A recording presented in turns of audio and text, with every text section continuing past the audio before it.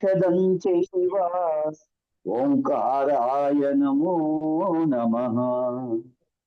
सदाशिवसमारम्भां व्यासशङ्करमध्यमाम् अस्मदाचार्यपर्यन्तां वन्दे गुरुपरम्पराम्।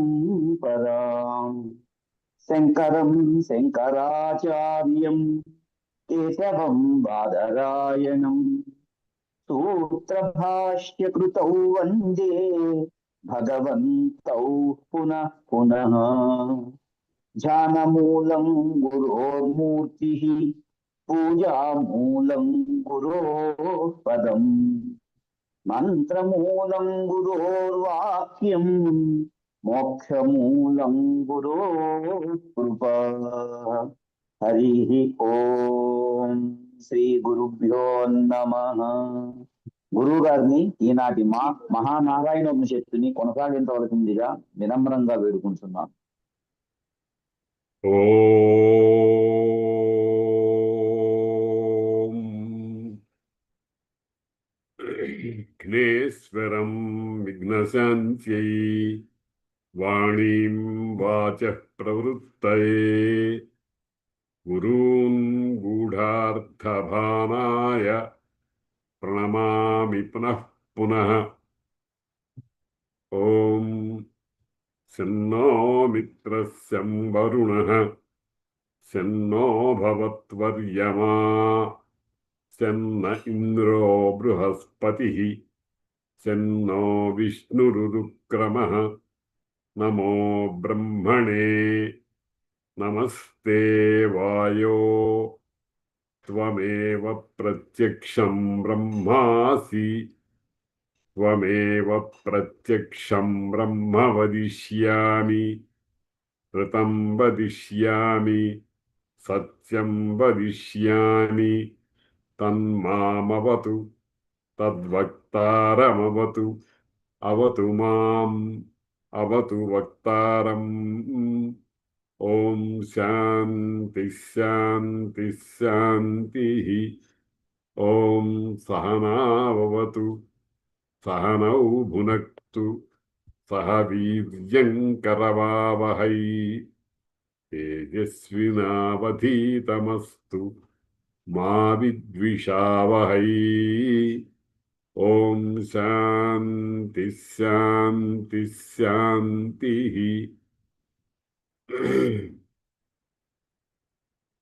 మనం వెనకటి పాఠంలో అగుంసశుచిషత్ అనేటువంటి మంత్రాన్ని ప్రారంభించి తక్కిన వివరాలు తరువాతి పాఠంలో చదువుకుందామని అనుకున్నాం. ఈ రోజున ఆ మంత్రంతో ప్రారంభిస్తాం. అగుంసశుచిషద్వసురంతరిక్ష సద్ధోతా వేదిషదతిధిర్దురోణసత్ వృషద్వరసదృతసద్వ్యోమసదబ్జా గోజా ఋతజా అద్రిజా ఋతం బృహత్. ఇది బాగా ప్రసిద్ధమైన మంత్రమే. మనం సంధ్యావందనాదుల్లో కూడా దీన్ని చదువుకుంటూ ఉంటాం. ఈ మంత్రంలో ఇది ఉపనిషత్తు కనుక, మహానారాయణ ఉపనిషత్తు కనుక, ఉపనిషత్తులో ప్రతి మంత్రమునకు విషయము పరమాత్మ తత్వమే. పరమాత్మ మనకు సగుణముగా నిర్గుణముగా రెండు రకాలుగాను తెలియవస్తూ ఉంటుంది. సగుణము అంటే నామరూపాత్మకం, నిర్గుణం అంటే నామరూపాలు లేకుండా ఉండేటువంటిది. ఆ నిర్గుణమైనటువంటి రూపాన్ని పట్టుకోవటము, ఉపాసించటము కష్టం కనుక దానికి ఒక రూపకల్పన చేశారు అనేటువంటి శాస్త్ర ప్రమాణ వాక్యం ఒకటి ఉంది. నిర్గుణస్య అద్వితీయస్య నిష్కళస్య అద్వితీయస్య నిరాకారస్య దేహినః ఉపాసకానాం కార్యార్థం బ్రహ్మణో రూపకల్పన.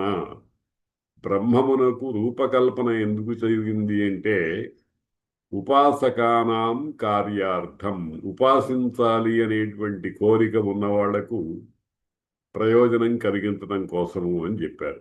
ఆ రకంగా మనకు సగుణ రూపం అనేటువంటిది, సగుణ బ్రహ్మము అనేటువంటిది లోకంలో ఏర్పడింది.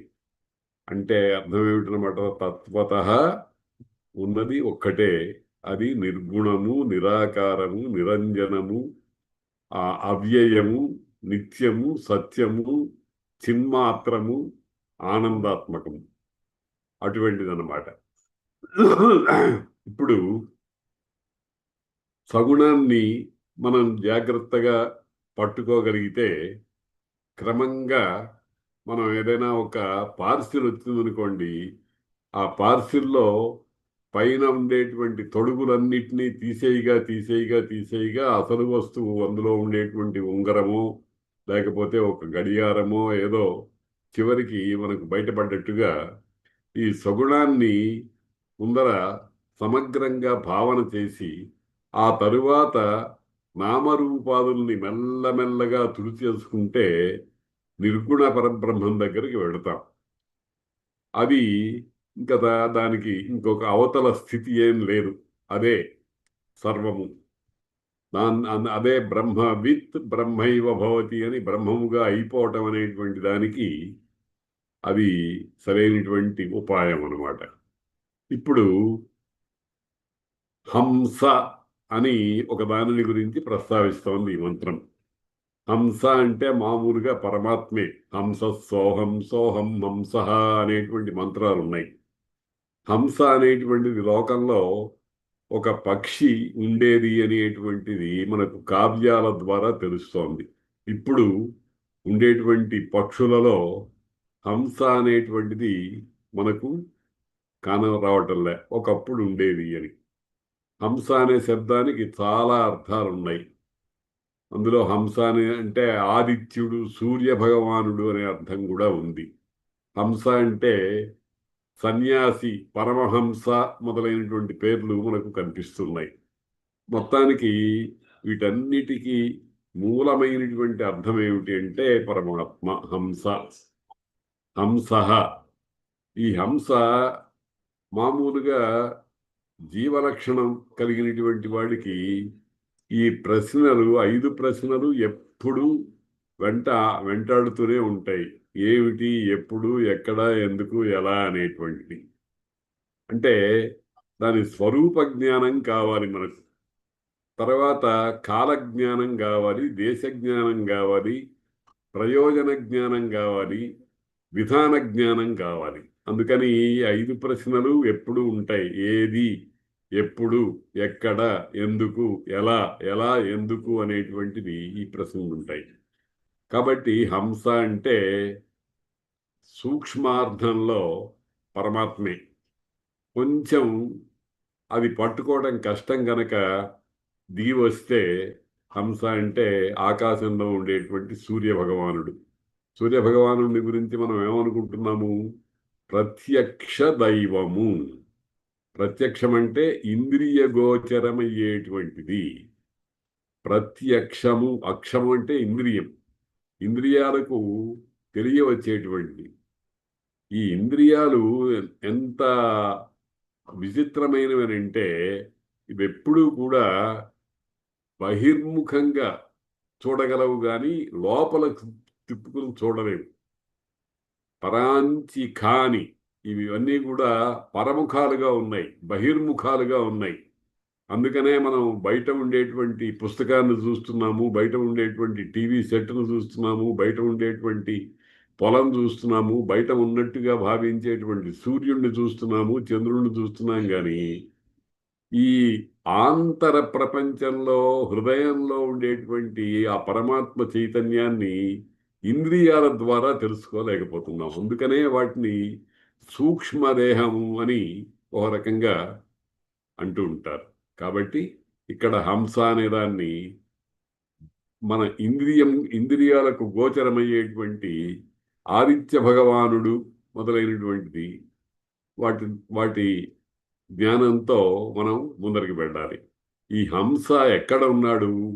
హంస అంటే పరబ్రహ్మ రూపంలో ఉండేటువంటిది మనకు శాస్త్రకారులు ఏం చేశారంటే ఇవి 8 స్వరూపాలతో మనకు గోచరిస్తూనే ఉన్నాయి అని అన్నారు.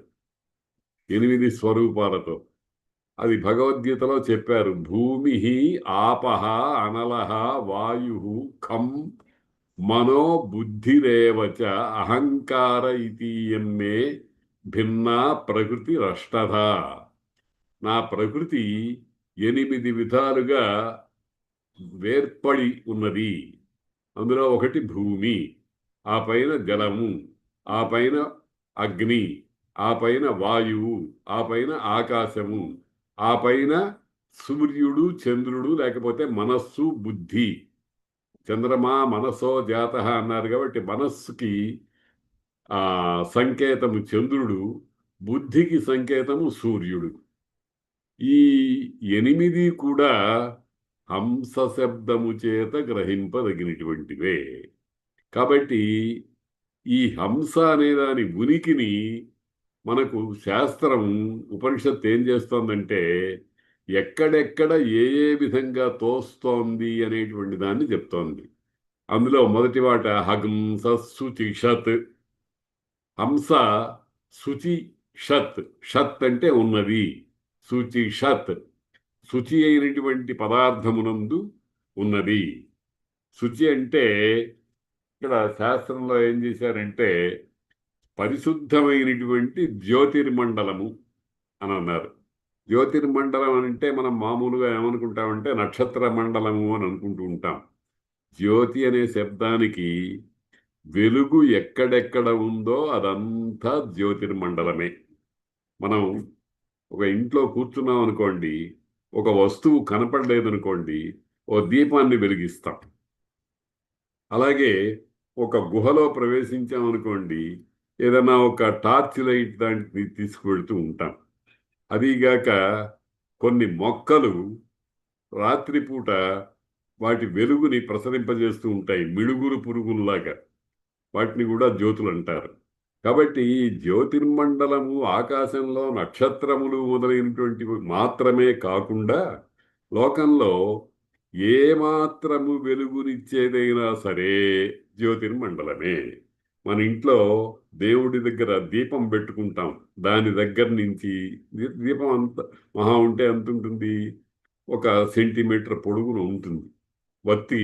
ఒత్తిని బట్టి ఆ రకంగా ఉంటుంది. ఆకాశంలో నక్షత్రాలు ఉన్నాయి, సూర్యుడు, చంద్రుడు మొదలైనటువంటివి ఉన్నాయి, గ్రహాలు ఉన్నాయి. ఇదంతా కలిపి జ్యోతిర్మండలం. అయితే ఇక్కడ ఒక చిన్న విషయాన్ని మనం పట్టుకోవాలి. ఈ జ్యోతిర్మండలం ఎక్కడ ఉంది, ఎక్కడ లేదు? అంతటా ఉంది. మరి మనకు ఏదో కొన్ని ప్రదేశాల్లోనే ఉన్నట్టుగా కనిపిస్తోంది అంటే ఆ జ్యోతిర్మండలానికి మన అక్షి కంటి వ్యాపారానికి మధ్యలో ఏదో అడ్డం ఒకటి ఉందన్నమాట. ఇప్పుడు ఆకాశంలో ఉండేటువంటి చంద్రబింబాన్ని చూసేటప్పుడు ఒక మబ్బు అడ్డం వచ్చిందనుకోండి, ఆ చంద్రబింబం కనపడదు. చంద్రబింబం కనపడదు కానీ లేదంటామా? ఎందుకు కనబడలేదు అంటే అడ్డుగా ఏదో ఒకటి వచ్చింది. ఆ అడ్డుగా ఉండటం వల్ల మన కన్నే ఉంది, వస్తువులన్నింటినీ చూస్తుంది. కానీ ఏదన్నా రోగం చేత అందులో దర్శన సామర్థ్యము అనేది పోతే అంధత్వము అంటున్నాం, గుడ్డితనము అని అంటున్నాం. కనుక ఈ జ్యోతిర్మండలం అనేటువంటిది బ్రహ్మమునకు ఒక కొలమానం గనక ఆ జ్యోతిర్మండలం అనేటువంటిది అంతటా ఉంది, పరుచుకుని ఉంది. బాగా బాహాటంగా కనిపించేది సూర్యుడు, చంద్రుడు మొదలైనటువంటివి, నక్షత్రాలు మొదలైనటువంటివి, ఇంట్లో మనం పెట్టుకునేటువంటి దీపము మొదలైనటువంటివి, కాగడాలు లాంటివి, ఇతరమైనటువంటి టార్చ్ లైట్ మొదలైనటువంటివి. కాబట్టి ఇది సర్వత్రం ఉంది. నిజానికి అన్నీ అట్లాంటివే. కానీ ఇందాక మనం అనుకున్నట్టుగా సూర్యుడికి మేఘము, నల్లగా ఉండేటువంటి మేఘం అడ్డం వస్తే అంత సూర్యుడు, ఈ మేఘము సూర్యుడి ముందర ఎంత సూక్ష్మాతి సూక్ష్మమైనటువంటిది అయినా అంత పెద్ద సూర్యబింబాన్ని కప్పివేస్తోంది. పాక్షికంగానే అయినా మనకు కనపడకుండా చేస్తోంది. అట్లాంటిది మనకు వేదాంతపరంగా దాన్నే అజ్ఞానము అంటారు. జ్ఞానము కానిది, జ్ఞానము కంటే భిన్నమైనది అని. ఈ అజ్ఞానము అనే తెర వచ్చేటప్పటికి ఏమవుతోందన్నమాట, ఆ జ్యోతిర్మండలం అనేటువంటి దానికి అవరోధం ఏర్పడింది కానీ లేనితనము లేదు. అది ఉన్నది, ఎప్పుడు శాశ్వతంగా ఉన్నది. కాబట్టి అగం సత్సుచిషత్ వసురంతరిక్షసత్ వసుహు. వసుహు అని అంటే అది ఆ శబ్దం కూడా, వసు అనే దానికి చాలా అర్థాలు ఉన్నాయి. వసువులు అనేటువంటి ఒక దేవజాతి వాళ్ళు ఉన్నారు. వసువు అంటే ధనము అనే మాట ఉంది. వసురగ్ని వసుధనం అని ఆ మన శ్రీ సూక్తంలో మంత్రాలు అవి ఉన్నాయి. వస్ అంటే ఉండుట అని అర్థము. వసువు అనేటువంటి ఒక చక్రవర్తి కూడా ఉన్నాడు. ఆ వసువీర్యం వల్ల పుట్టినటువంటి స్త్రీ నుండి పుట్టినటువంటి వాడే వ్యాస భగవానుడు వారు. కాబట్టి వసుహు అంతరిక్షసత్. ఈ వసుహు అనేటువంటిది అంతరిక్షంలో ఉన్నారు. ఈ ఈ వసు అనే దానికి ఇక్కడ శాస్త్రము ఏం చెప్తోందంటే అర్థము సూత్రాత్మ అంటారు.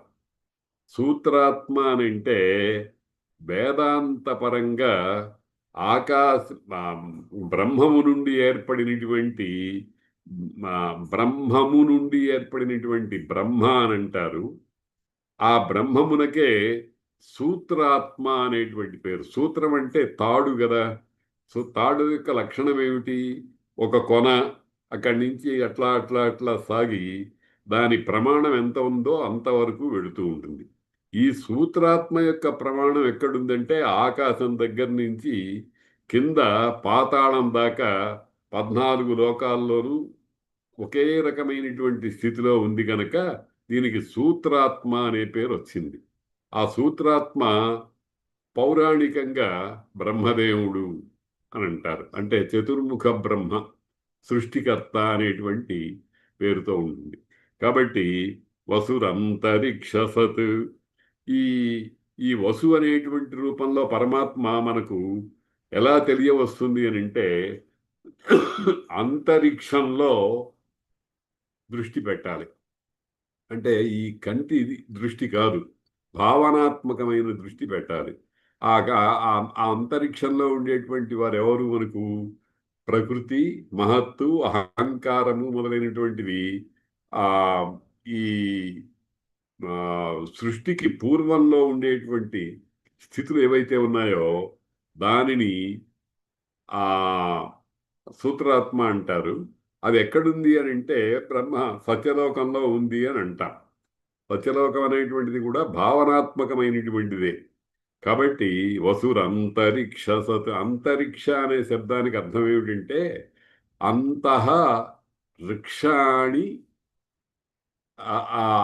సంతీతి అంతరిక్షం అని. వృక్షం అంటే నక్షత్రాలు. నక్షత్రం, వృక్షం, భం, తార అని అమరకోశం చెప్తుంది. ఆకాశంలో మిలమిలలాడుతూ కనిపించేటువంటి నక్షత్రాలు ఉన్నాయే, అవి ఉండేటువంటి చోటు నక్షత్ర మండలం అన్నమాట. కాబట్టి అక్కడ ఈ హంస సుచిషత్ వసుహు, వసు రూపంలో ఉంటుంది. వసు అనేటువంటి పేరుతో ఉంటుంది. వసురంతరిక్షసత్. వసు అంటే ఇందాక మనం అనుకున్నాము, పౌరాణికంగా అంటే తాత్వికంగా ఉండేటువంటి వాటికి నామరూపకల్పన చేసినటువంటి భావాలని పౌరాణికములు అంటాం. ఇప్పుడు విష్ణువు అని అన్నాం. విష్ణువు అని అంటే ఈ ఈశ్వరుడు అని అంటే ఏమంటోంది శాస్త్రం? ఈశ్వర సర్వభూతానాం హృద్దేశే అర్జున తిష్టతి అని అన్నాం. మనమేమో పురాణాల్లో ఈశ్వరుడు అంటే కైలాసంలో ఉంటాడు, విష్ణువు అంటే వైకుంఠంలో ఉంటాడు, బ్రహ్మదేవుడు అంటే సత్యలోకంలో ఉంటాడు. ఇవన్నీ కూడా ఈ కైలాసము, వైకుంఠము, సత్యలోకము మొదలైనటువంటి వాటికి జగ్రాఫికల్ అడ్రస్లు ఉండవు. ఇవన్నీ భావనాత్మకమైనటువంటివి. కాబట్టే వాటిని ఈ ఈ ఈ పరిభాషల ద్వారా చెప్తున్నారన్నమాట. వసురంతరిక్షసత్ హోతా వేదిషత్. ఇంకా కిందికి వస్తాం, భూలోకానికి వస్తాం. యజ్ఞము అనేటువంటి భావన ఉంది. యజ్ఞము అనేటువంటి దానికి అసలు అర్థం ఏమిటంటే యజ దేవపూజ సంగతికరణ దానేషు అని ధాతువు. దేవపూజ ప్రధానమైనటువంటిది. దేవ దేవుడికి పూజ చేయటం. మనం మామూలుగా ఇంట్లో ఏదో ఒక విగ్రహాన్ని పెట్టుకొని ఓ సాలగ్రామాన్నో ఒక అమ్మవారి బొమ్మనో లేకపోతే పసుపు ముద్ద అమ్మవారుగా చేసి ఓ తమలపాకు మీద పెట్టి పూజ చేయటమో ఏదో చేస్తూ ఉంటాం. ఇది ఇది దేవ పూజ. ఇది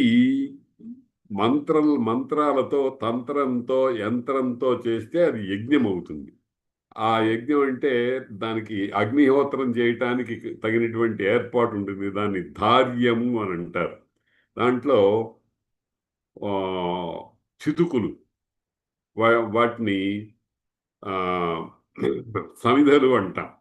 సమిధలు మొదలైనటువంటివి పెట్టుకోవాలి, పిడకలు మొదలైనవి పెట్టుకోవాలి, దానికి ఆజ్యము మొదలైనవి చేసుకోవాలి. అది పొనుగు పడకుండా, అంటే జ్వాల రాకుండా పొగ చూరేట్టుగా ఉంటే దాన్ని విసురుకునేటువంటి సాధనాలు అవన్నీ ఉండాలి. ఇదంతా కలిపి ఒక యజ్ఞ వేదిక అంటారు. ఆ యజ్ఞ వేదిక యందు కూడా పరమాత్మ చైతన్యం అనేది ఉంది. ఎట్లా ఉంది?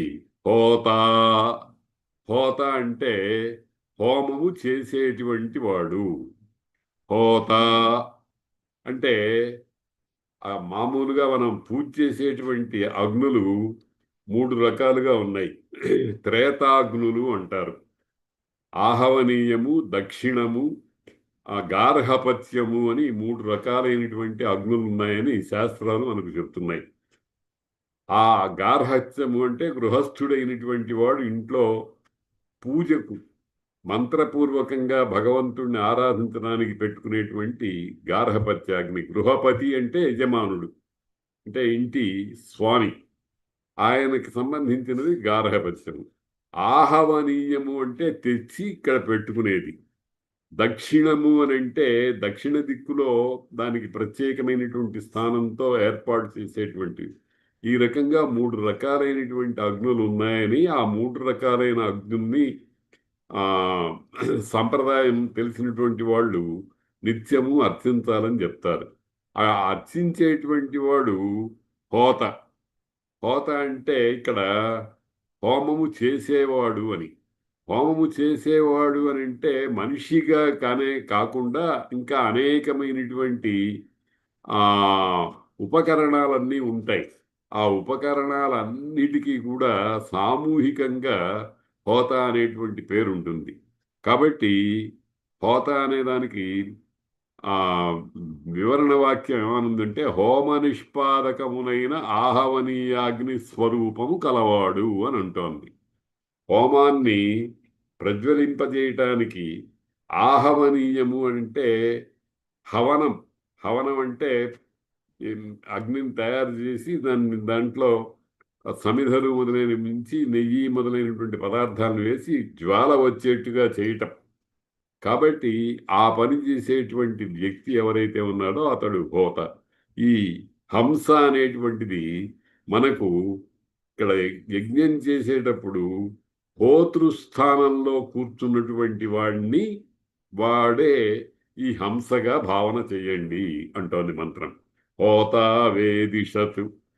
ఆ అడ్రస్ కూడా చెప్పింది. ఎక్కడుంటాడండి హోత అంటే యజ్ఞం చేసే చోట ముందర కూర్చుంటాడు. బ్రహ్మ, హోత, అధ్వర్యు, ఉద్గాత అని నలుగురు ఋత్విక్కులు ఉంటారు. వీళ్ళు నలుగురు 4 పనులు చేస్తూ ఉంటారు. ఒక్కొక్కడికి ఒక్కొక్క పని. హోత అనేవాడికి ఒక పని. ఉద్గాత అనేటువంటి వాడు సామవేదం చదువుతూ ఉంటాడు. ఈ బ్రహ్మ అనేటువంటి వాడు యజుర్వేదాన్ని చదువుతూ ఉంటాడు. ఇట్లాగా ఒక్కొక్కరికి ఒక్కొక్క డ్యూటీ ఉంటుందన్నమాట. హోతావే దిశత్ అతిథి దురోణసత్. అతిథి దురోణం అంటే గృహమునందు ఉండేటువంటి వాడు. ఇక్కడ దురోణము అనేదానికి ఈ వివరణ వాక్యం ఏం చెప్తోందంటే వేరే ఇంట్లో ఉన్నటువంటి వాడు. అంటే ఒక వ్యక్తి తన ఇంటి నుంచి ఏదో పని మీద బయటికి వెళ్తూ ఎవరింట్లోనన్నా భోజనం చేయవలసి వస్తే అతడికి అతిథి అని పేరు. అతిథి అనే శబ్దానికి ఒక చక్కటి అర్థం చెప్పారు. అసమాన గ్రామీణ అతిథిరైకరాత్రిక అని ఒక నిర్వచనం ఉంది. అతిథి అని అంటే అతిథి అనే శబ్దానికి అర్థం ఏమిటంటే అత సాతత్య గమనే అనే ఒక ధాతు ఉంది. ఎప్పుడూ తిరుగుతూ ఉండేవాడు. ఇంటి పట్టున ఉండకుండా వేరే చోట్లకి ఏదో ఒక పవిత్రమైనటువంటి పని కోసం తిరుగుతూ ఉండేటువంటి వాడిని అతిథి అంటారు. ఆ అతిథి సాక్షాత్తు బ్రహ్మముగానే భావించండి, దేవుడుగానే భావించండి అని మనకి శాస్త్రం చెప్పింది. మాతృదేవో భవ, పితృదేవో భవ, ఆచార్య దేవో భవ అని 4వ మాట ఏమన్నది? అతిథి దేవో భవ. అతిథి అయినటువంటి వాడు ఏదో దిక్కుమాలి పొట్ట నింపుకోవడం కోసం వచ్చాడు అని అతని యందు ఒక చులకన భావం లేకుండా సాక్షాత్తు మీ ఇంటికి వచ్చినటువంటి బ్రహ్మమే అనేటువంటి దృష్టితో పూజ చేయండి అని చెప్పారు మన వాళ్ళు. అందుకనే ఆతిథ్యము అనేటువంటిది ఒక యజ్ఞం లాంటిది, ఒక పరమ పవిత్రమైనటువంటి కార్యం. ఆ అతిథి అనేటువంటి వాడికి ఆ పేరు ఎప్పుడు వస్తుంది అంటే తాను ఉండేటువంటి ఊరు కాక మరొక ఊరికి వెళ్ళినప్పుడు మాత్రమే వస్తుంది. అసమాన గ్రామీణ అన్నాడు. ఒక ఊళ్ళోనే పక్క ఇంటి వాళ్ళు ఒకడికి ఇంకొకడు అతిథి కాడు. ఇతడు ఏదైనా పని మీద మరొక ఊరు వెళ్ళినప్పుడు మామూలుగా ఏదో ఒక మంచి సదాచార సంపన్నుడైనటువంటి వాడు ఎక్కడ పడితే అక్కడ ఏ భోజనం చేయడు. అక్కడ తన తన దేవ పూజ మొదలైన వాటికన్నిటికీ అవకాశం ఉంటుందో లేదో, ఆ ఇంటి వాళ్ళు ఆచార వ్యవహారాలు చక్కగా పాటించే వాళ్ళు అవుతారో లేదో తెలుసుకుని అటువంటి వాళ్ళ దగ్గరకే వెళ్ళి ఆ భిక్షాన్ని అపేక్షిస్తూ ఉంటాడనమాట. కాబట్టి అందుకనే దురోణ అనేటువంటి దానికి శాస్త్రం ఏమర్థం చెప్పిందంటే ఇతర గృహాలకు వెళ్ళేటువంటి వాడు అని చెప్పింది. అక్కడ ఈ అతిథి హంస. అతిథిర్దురోణసత్. హంస అని మనం ఎవరినైతే అంటున్నామో, ఏ పరమాత్మనైతే ఆదిత్య భగవానుడిగా భావన చేసి ఆకాశంలో ఉండేటువంటి ప్రత్యక్ష దైవ రూపంలో ఉండేటువంటి ఆ సూర్య భగవానుడిగా భావన చేసినామో, ఈ మన ఇంటికి వచ్చినటువంటి అతిథి అటువంటి హంస అని మనకు భావన చేయమని శాస్త్రం చెప్తోంది. అతిథిర్దురోణసత్ నృషత్. నృ అంటే నరులు, నరులలో ఉండేటువంటి వాళ్ళు. నరులు అంటే ఇక్కడ మామూలుగా మానవులు అంటే మనం అందరం కూడా నరుడు నారాయణుడు అని అంటున్నాం కదా. ఈ నరులలో కూడా ఆ హంస ఉన్నట్ట. నృషత్. ఆ సా షాగా మారుతుంది కొన్ని సందర్భాల్లో వ్యాకరణ సూత్రం చేత. సా షాగా మారటం, షా సాగా మారటం, నాగా మారటం, నాగా మారటం. ఈ వినిమయం అనేటువంటిది వ్యాకరణం చేత వస్తుంది. ఇప్పుడు దక్షిణ అన్న చోట నా ఉంది, ప్రాణ అన్న చోట నా ఉంది. కానీ ప్రాణ లాంటిదే అయినటువంటి అపాన అన్న చోట టాఠాడాఠా నా కాదు, తాత్థాదార్థ నా ఉంది. అది మొదట నాయే. ప్రా అనేటువంటి దాంట్లో రా అనేటువంటి అక్షరం నాని నాగా మార్చింది. దానికి ఒక వ్యాకరణ సూత్రం ఉంది. కాబట్టి అన అనేదే అసలు, దాని అసలు స్వరూపం అనతి అంటే జీవతి, ప్రాణం ఉన్నట్టుగా జీవింపజేస్తూ ఉంటుంది గనక, బతికి ఉన్నాడు అనేటువంటి దానికి సంకేతంగా పనిచేస్తుంది గనక దానికి ఆ మాట ఉందన్నమాట. కాబట్టి నృషత్ సద్ అనేటువంటిదే షాగా మారింది. అట్లా మారటానికి కొన్ని పరిస్థితులు ఉంటాయి. ఇది వ్యాకరణ విషయం. నృషత్ ఇక్కడ నృ అంటే మనుష్యులలో అని. మనుష్యులలో కూడా కర్మాధికారము కలిగిన మనుష్యులలో అని అర్థం చెప్తున్నారు. కర్మం అంటే వైదిక కర్మలు. కర్మం అంటే ఏదో ఏ పనైనా కర్మమే. అందుకనే భగవద్గీతలో ఏం చెప్పారు? నహి కశ్చిత్ క్షణమపి జాతు తిష్టతి అకర్మకృత్. ఏ పని చెయ్యకుండా ఎవ్వడు ఒక క్షణం కూడా ఉండలేడు అని చెప్పారు. కాబట్టి కర్మ అంటే ఏదో ఒక కదలిక, శరీరంలో కానీ మనస్సులో కానీ మాటలో కానీ ఉండేటువంటి దాన్ని వ్యాపారము అని అంటాం, కర్మ అని అంటాం. ఆ కర్మ అనేటువంటిది జరుగుతూనే ఉంటుంది. ఏమండి నేను కళ్ళు మూసుకున్నానండి, నేనేం పని చేయటం లేదు కదా అంటే కళ్ళు మూసుకోవడం ఒక కర్మ. నేను ముక్కు మూసుకున్నానండి అంటే ముక్కు మూసుకోవడం చేత్తో చేసేటువంటి పని కదా. కాబట్టి కర్మ అనేటువంటిది లేకుండా ఎప్పుడూ ఉండదు. నహి కశ్చిత్ క్షణమపి జాతు తిష్టతి. ఒక్కసారి కూడా ఎప్పుడు ఏదో ఒక పని చేయకుండా ఉండదు.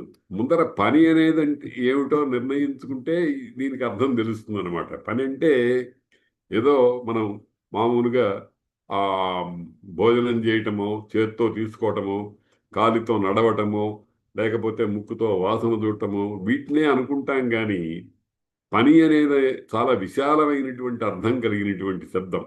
కాబట్టి నృషత్ కర్మాధికారం కలిగినటువంటి వాళ్ళల్లో, జీవరూపంగా ఉండేటువంటి వాళ్ళల్లో ఈ హంస అనేటువంటిది ఆ ఆ కర్మ స్వరూపంతో కదలిక, చైతన్యం అంటామే, ఆ స్వరూపంతో ఆ పరమాత్మ లక్షణం మనకు కనిపిస్తుంది. నృషత్ వరసత్. వరం అంటే శ్రేష్టమైనటువంటి. మామూలుగా మనం ఆ ప్రతి పదార్థంలో కూడా ఉత్తమ, మధ్యమ, అధమ భేదాలు లోక వ్యవహారంలో ఉంటాయి. ఉత్తమం, ఓ పాషాణం ఉందనుకోండి, ఓ రాయి. ఆ రాయి దేవతా విగ్రహాన్ని తయారు చేసేటువంటిది ఓ ప్రత్యేకమైన లక్షణం కలిగి ఉంటుంది. అది ఉత్తమమైనటువంటి పాషాణం. ఇల్లు కట్టుకోవడానికి మొదలైన వాటికి ఉండేటువంటి రాళ్ళు ఉంటాయి, అవి మధ్య రకమైనటువంటివి. అధమమైనటువంటివి కూడా ఉంటాయి. ఏమిటంటే కసాయి వాడు కింద ఒక రాయిని పెట్టుకుంటాడు మాంసాన్ని ముక్కలు ముక్కలుగా కొట్టడానికి. ఇది రాయే, అది రాయే, అది రాయే. ఏది విగ్రహంగా చేసింది రాయే, మరి ఇంటి గోడకు పెట్టుకునేటువంటిది రాయే, కసాయి వాళ్ళకి ఆధారంగా ఉండేటువంటిది రాయే. కానీ వీటిల్లో ఉండేటువంటి పనులో ఉండేటువంటి భేదాన్ని బట్టి ఒకదాన్ని ఉత్తమం అన్నాం, ఒకటి మధ్యమం అన్నాం, ఒకటి అధమం అన్నాం. అన్నిట్లోనూ అట్లాగే ఉంది. నీళ్లున్నాయి, ఆ నీళ్లలో కూడా గంగాది జలము ఉత్తమమైనటువంటిది. బావులలో మొదలైనటువంటి వాటిల్లో ఉండేటువంటిది మధ్యమ రకమైనటువంటిది. మనం ఇప్పుడు సరే ట్యాపులు, కుళాయిలు ఉన్నాయి, వీటిల్లో వచ్చేటువంటిది ఏదో భగవంతుడి అనుగ్రహం వల్ల మనం బతుకుతున్నాం. కానీ ఇది అధమమైనటువంటిది. ఎందుకనంటే నిలవ చేసి ఉండి వదులుతూ ఉంటాడు. ఓవర్ హెడ్ ట్యాంక్లో నిలవ చేసి ఉంటాడు. ఆ నిలవ వల్ల అందులో రోగకారకమైనటువంటి లక్షణాలన్నీ ఏర్పడతాయి. వాటిని ఎంత వడగట్టినా కానీ ఏదో కొంత దుష్టమైన పదార్థం దాంట్లో ఉంటుంది కనుక దాన్ని అధమంగా భావించాల్సి వస్తుంది. కనుక నృషద్ వర సత్. వర అంటే శ్రేష్టమైనటువంటిది. అంటే కాశీ, గయ మొదలైనటువంటి పుణ్యక్షేత్రాలు, అలాగే తిరుమల, శ్రీశైలము మొదలైనటువంటి కొండలు, ఇంకా అహోబిలము మొదలైనటువంటివి, నదుల్లో గంగా మొదలైనటువంటివి, ఇతరమైనటువంటి అన్ని పదార్థాల్లో కూడా ఈ ఉత్తమ, మధ్యమ, అధమ భేదం ఉంటుంది. క్షేత్రాలు, పుణ్యక్షేత్రాలు కాశీ, ప్రయాగ, ద్వారక మొదలైనటువంటివి, తిరుమల, మరి మన ఆంధ్రదేశంలో సత్యనారాయణ స్వామి దేవాలయాలుగా ఉండేటువంటి అన్నవరము మొదలైనటువంటివి, ఆ, ఇవన్నీ కూడా వరమైన శ్రేష్టమైనటువంటి ప్రదేశము మొదలైనటువంటిది. అక్కడ ఆ శ్రేష్టత్వానికి కారణమైనటువంటిది హంసయే.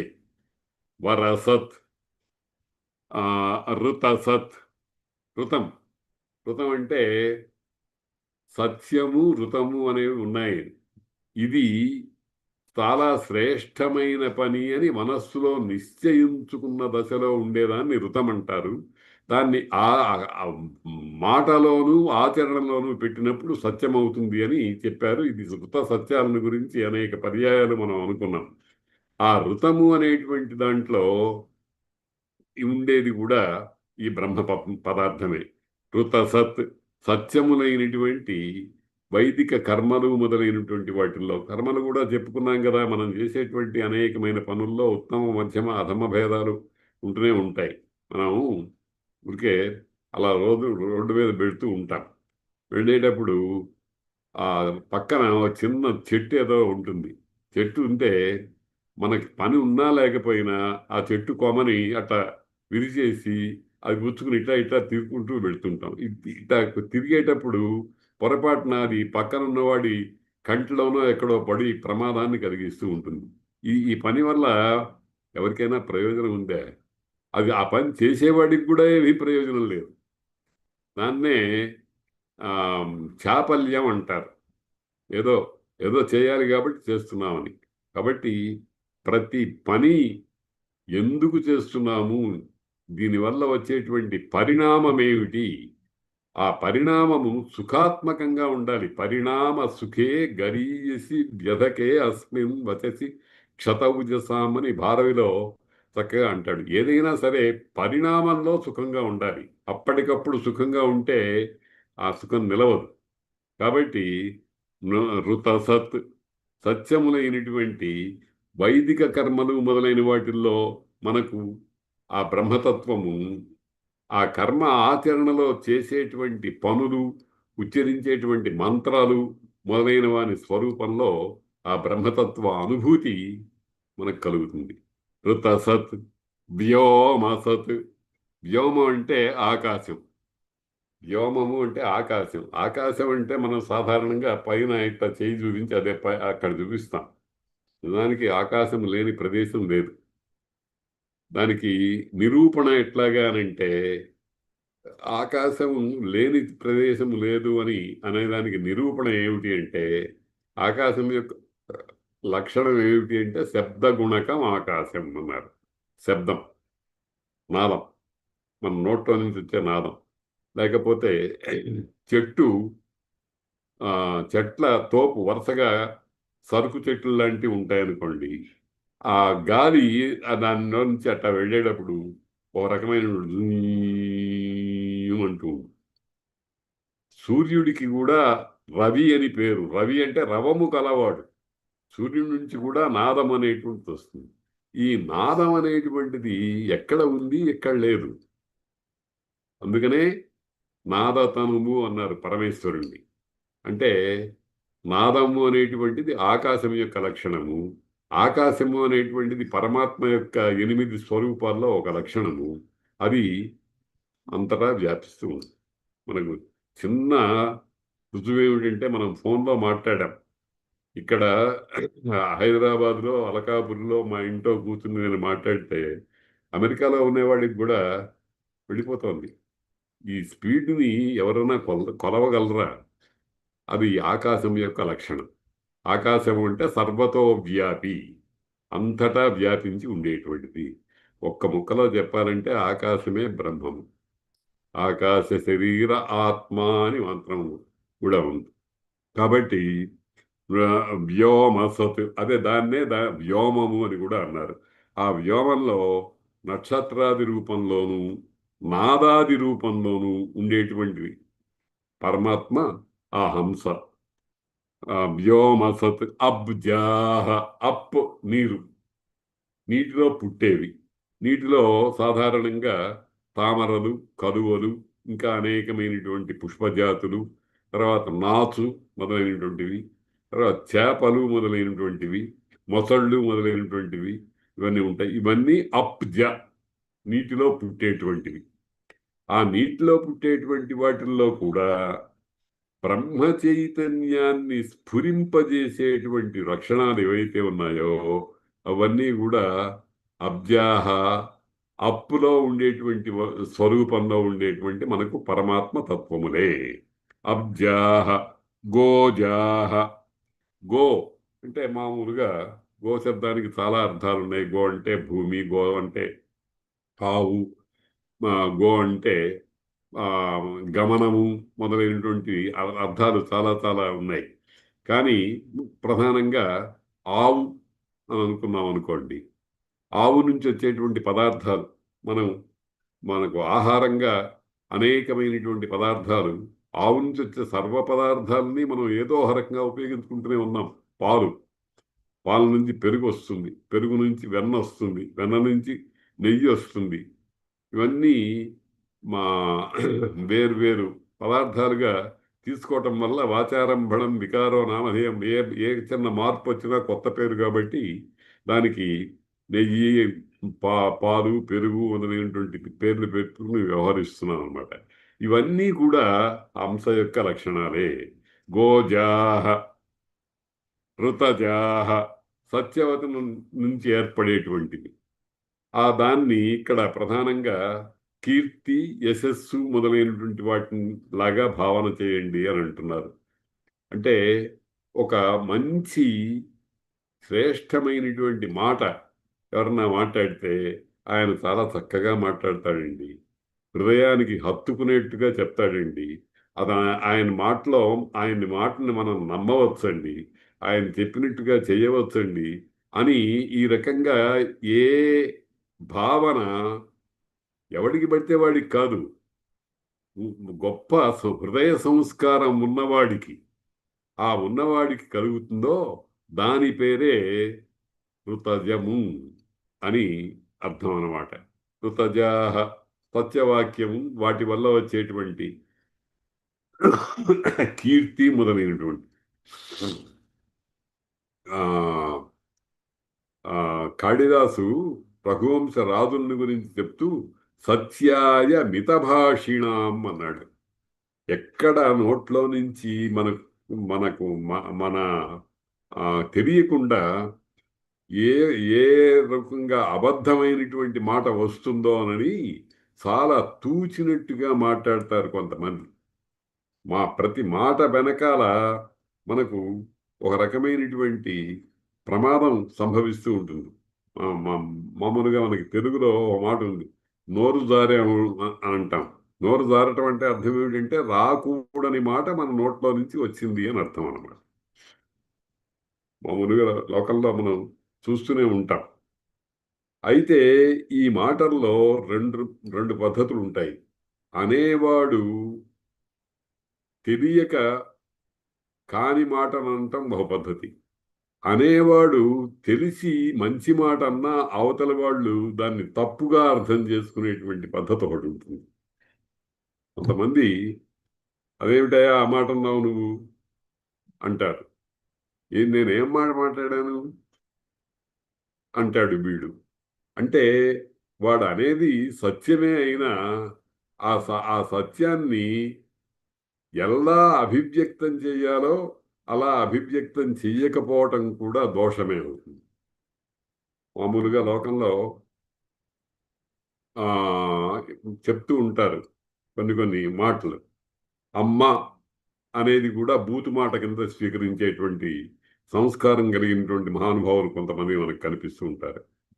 అమ్మ అంటే బూతు మాట ఏమిటండి, పరమ పవిత్రమైనటువంటిది కదా. కానీ ఆ తీసుకునేవాడు ఏం చేస్తాడంటే, నన్ను అమ్మ ఆ వ్యక్తి ఏం చేస్తుందంటే, నన్ను అమ్మ అంటావేమిటి, మీ నాయనకి నేనేం పెళ్ళాన్నా అని ఆ వైపు నుంచి వస్తుందన్నమాట. అప్పుడు ఏమవుతోంది, పవిత్రమైనటువంటి మాటతో మనం అవతల వ్యక్తిని మన్నించాలి అనేటువంటి భావంతో ఉన్న ఆ వ్యక్తి తీసుకునే వ్యక్తిలో ఉండేటువంటి మాలిన్యం ఏం చేస్తోంది, దాన్ని భ్రష్టు పట్టిస్తోంది. కాబట్టి మాట చాలా జాగ్రత్తగా రావాలి. నోరు జారటం అనేటువంటిది మన తెలుగులో ఉంది. నోరు జారటం, నోరు ఎప్పుడూ జారదు, అక్కడే ఉంటుంది. నోరు జారటం అంటే అనరాని మాట అనటము అని అర్థం అన్నమాట. ఏమి నేను అన్నదాంట్లో అర్థం ఉంది కదా అని. అర్థం ఉంది, ఉన్నమాట నిజమే. కానీ కానీ దాన్ని పొలైట్గా అంటామే, అవతల వారి మనస్సుకి మ్, బాధ కలిగించినట్టుగా ఉండాలి. అందుకనే ఆ ఆ, అనిమిత్త మహత్పరివాద శీలము అంటాడు. శిశుపాలుడు నోటికొచ్చినట్టు మాట్లాడాడు. కృష్ణుణ్ణి, ధర్మరాజుని, భీష్ముణ్ణి అనరాని మాటలన్నీ అన్నాడు. వాడికి ఒక మంచి బిరుదు ఇచ్చాడు, అనిమిత్త మహత్పరివాద శీలము అని. అనిమిత్త అంటే కారణం లేకుండా ఏదన్నా ఒక ప్రయోజనం సాధించేటువంటి ఉద్దేశం లేకుండా అవతల వాడిని తిట్టాలి. కాబట్టి ధర్మరాజుని, భీష్ముణ్ణి, కృష్ణుణ్ణి ఎగ్గులు నోటికొచ్చినట్లు మాట్లాడాడు. అనిమిత్త మహత్ పరివారం అంటే గొప్పవారిని నిందించేటువంటి మాటలు మాట్లాడుతూ ఉంటాం. ఇది సాధారణంగా ఈ జబ్బు చాలా మందిలో ఉంటుంది. ప్రత్యక్షంగా కాకపోయినా పరోక్షంలోనైనా మనం కొంతమందిని చాలా చులకన చేసి అవమానంగా మాట్లాడుతూ ఉంటాం. చాలామంది ప్రత్యక్షంగా ఒక రకంగా మాట్లాడతారు. ఇప్పుడు రాజకీయ నాయకులు అందరూ చూడండి, బండబూతులు తిట్టుకుంటూ ఉంటారు. కానీ ఎదురుగుండా వాళ్ళ పడ్డప్పుడు గౌరవనీయులైన, మాననీయులైన మా మా ముఖ్యమంత్రి గారికి అని ఉత్తరం రాసేటప్పుడు అక్కడ మాత్రం కొంచెం జాగ్రత్త వహిస్తూ ఉంటారు. కాబట్టి ఋతజ, ఈ మంచి శ్రేష్టమైనటువంటి ఆ ఆ, సత్యవచనం వల్ల వచ్చేటువంటి కీర్తి మొదలైన వాటి యందు ఆ బ్రహ్మతత్వం అనేది, హంసతత్వం అనేటువంటిది మనం చూడవచ్చు. మృతజ, అద్రిజ, కొండల వల్ల, ఆ కొండల్లో నుంచి ఈ వృక్షాలు, ధాతువులు, రత్నాలు మొదలైనటువంటి రాళ్ళు, గైరికాది ధాతువులు అంటారు వాటిని. గైరిక అంటే గిరిలో పుట్టినటువంటి, కొండలో పుట్టేటువంటి. మనం ఈ ఆ ఆ, నేనే ఇంద్రనీలమణులు మొదలైనటువంటివి ఉంటాయే, గోమేధికములు, వైడూర్యములు మొదలైనటువంటివి నవరత్నాలు ఉన్నాయి. ఇవన్నీ కొండ రాళ్లే కదా. వాటిల్లో బ్రహ్మతత్వం, ఆ హంసతత్వం అనేటువంటిది చూడొచ్చు. ఋతజ, అద్రిజ, ఋతం, బృహత్, ఆ ఈ ఈ రకంగా ఉండేటువంటి హంసమే, హంస తత్వం ఏదైతే ఉందో అదే సత్యము, అదే బ్రహ్మము. అంటే హంస అంటే ఆదిత్య భగవానుడు అనే స్వరూపం దగ్గర నుంచి వచ్చి ఎక్కడికి వెళ్ళాము? పైకి పైకి ఆదిత్య భగవానుడికి కూడా ఆధారమై పట్టి నిలుపుతున్నది. భీషాస్మాద్వాత పవతే భీషోదేతి సూర్య అని మంత్రాలున్నాయే. ఏ పరమాత్మ చైతన్యాన్ని చూసి సూర్యుడు, వాయుదేవుడు, అగ్ని మొదలైనటువంటి వాళ్ళు వణికిపోతూ పనిచేస్తూ ఉంటారో ఆ పరతత్వం అనేటువంటిది ఈ ఆదిత్య రూపంలో, హంస రూపంలో ఇక్కడ ఇక్కడ ఇక్కడ ఇక్కడ ఈ రకాలుగా కనిపిస్తోంది అని ఈ మంత్రం చెప్పింది. ఇది రకంగా భగవద్గీతలో చెప్పినటువంటి విభూతి యోగమునకు మూల మంత్రాలు లాంటిది అనమాట. శుచిషద్వసురంతరిక్ష సద్ధోత వేది సదతి దిర్దురోణ సత్ నృషద్వరసదృత సద్యోమసద్యా గోజా ఋతజా అద్రిజా ఋతం బృహత్ ఘృతం మిమిక్షిరే ఘృతమస్యయో నిర్ఘృతే శ్రితో ఘృతం వస్య ధామ అనుష్వధమావహమాదయస్వ స్వాహా కృతం వృషభ వక్షిహబ్జం. ఇది కూడా వెనక మంత్రం లాంటిదే.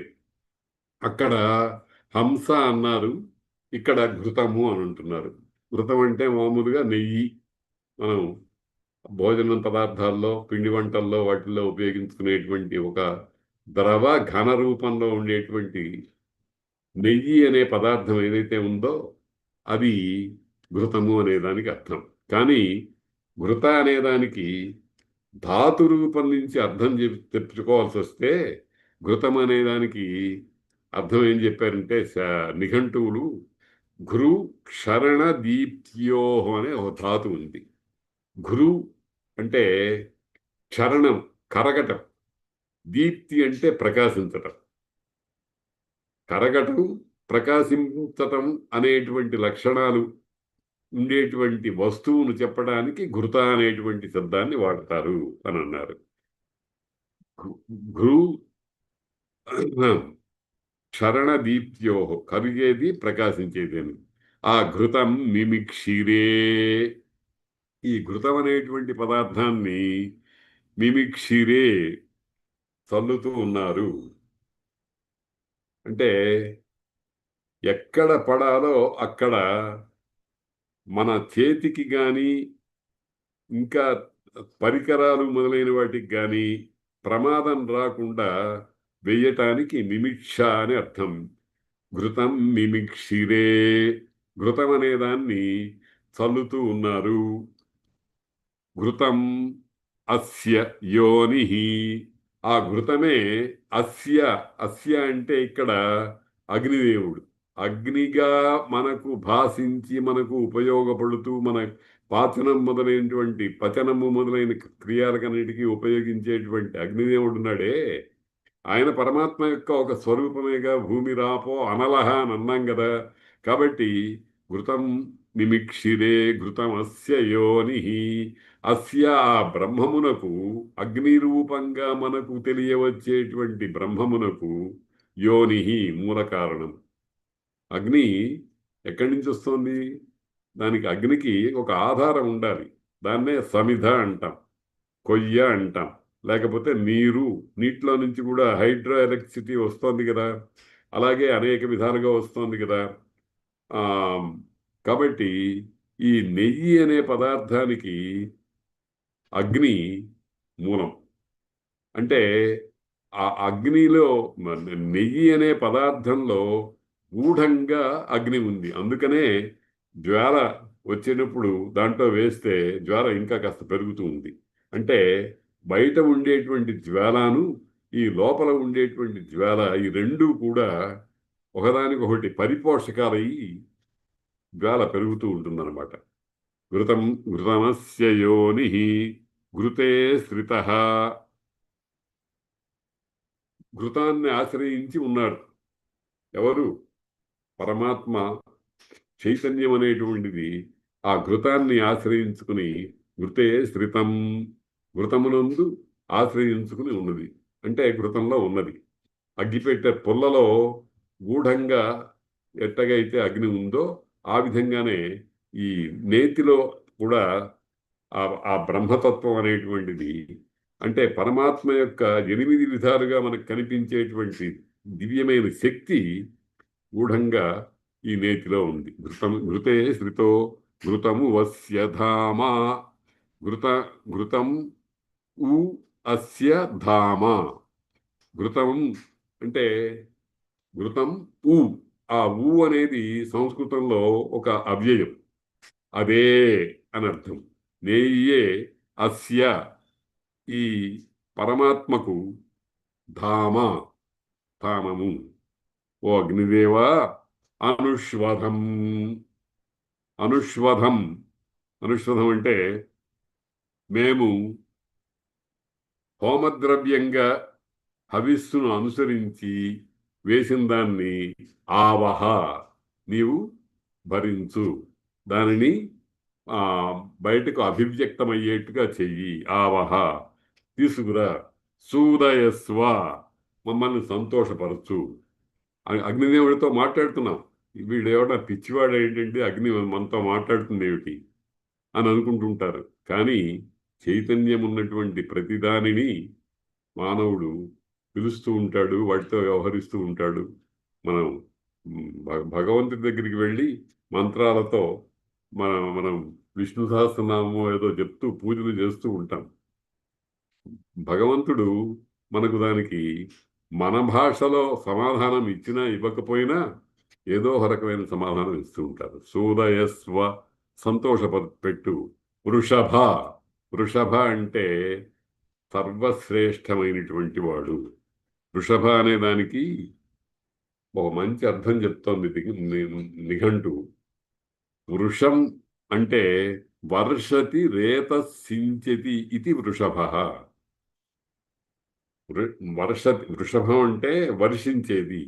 దేన్ని వర్షిస్తుంది అంటే రేతస్సు అనే పదార్థాన్ని ఆవు యొక్క గర్భంలో ప్రవేశపెట్టి ఆ లోపల ఉండేటువంటి భాగాన్నంతటినీ కూడా తడుపుతుంది అని. అందుచేత దానికి వృషభము అనేటువంటి పేరు వచ్చిందిట. కాబట్టి ఈ బ్రహ్మ పదార్థం కూడా ఆ రకంగానే పొడి పొడిగా ఉండేటువంటి వాటిని తడిగా చేసేటువంటి, తర్వాత దానికి ఒక స్వరూపం కల్పించి మళ్ళీ ప్రాణికోటిని విస్తరింపజేసేటువంటి పదార్థాన్ని ఇచ్చేటువంటిదిగా ఈ బ్రహ్మతత్వమే ఉంటోంది అని వృషభ అని సంబోధన చేస్తున్నారు. వక్షి హవ్యం, మేము ఇచ్చేటువంటి ఈ హవ్యం హోమ పదార్థం, అన్నమో నెయ్యో లేకపోతే నవధాన్యాలు మొదలైనటువంటివో, సమిధలో ప్రత్యేకంగా, సమిధంలో కూడా ఏది పెడితే అది వాడరు, కొన్ని ప్రత్యేకమైనటువంటివి ఉంటాయి. అటువంటి వాటిని దేవతలకు నీవు అందించు ఓ స్వామి అని అగ్నిదేవుణ్ణి గురించి ప్రార్థన చేస్తున్నారు. ఇందులో కూడా ఈ ఘృతము, అగ్ని మొదలైనటువంటి పదార్థాలు, ఈ వృషభ అని అనటం, ఇవన్నీ కూడా బ్రహ్మము అనేటువంటి తత్వము యొక్క వేరు వేరు కార్య విశేషాలని సంభావన చేసి, అవన్నీ కూడా, ఆ కార్యాలన్నీ కూడా నన్ను, నాలో ఉండేటువంటి జీవలక్షణాన్ని పరమాత్మాభిముఖీనంగా తీసుకువెళ్ళు అని చెప్పడంలో తాత్పర్యం అన్నమాట.